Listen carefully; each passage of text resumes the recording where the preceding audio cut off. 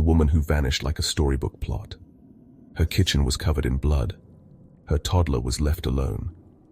But the front door was locked, and no one ever saw her leave.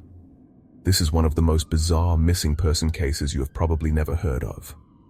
On October 24th, 1961, Joan Risch, a 31-year-old housewife in Lincoln, Massachusetts, woke up like any other day.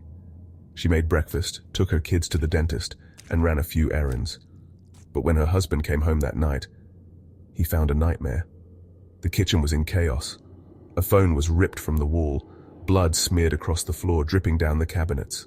A table was overturned, and their 2-year-old daughter was crying alone upstairs, saying, "Mummy's gone." Outside, bloody handprints were found on the walls. Drops of blood led to the driveway, and then just stopped. Here is where things get strange.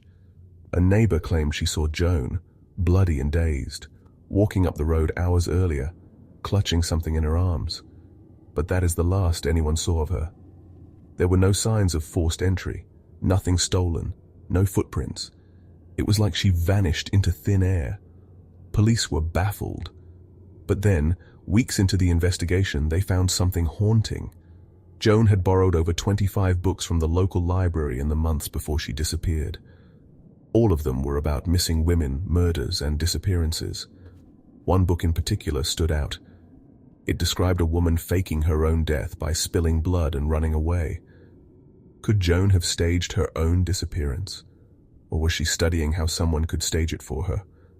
Then there is the wine bottle. Police found an empty wine bottle in the trash, but Joan never drank. Was she drugged? Or did someone else drink it while waiting for her? Even stranger. Just hours before she disappeared, Joan was seen calmly gardening in the front yard. Her daughter said a man with a black car had come by earlier, but no one knows who he was. And here is the twist that haunts everyone. Joan's body was never found.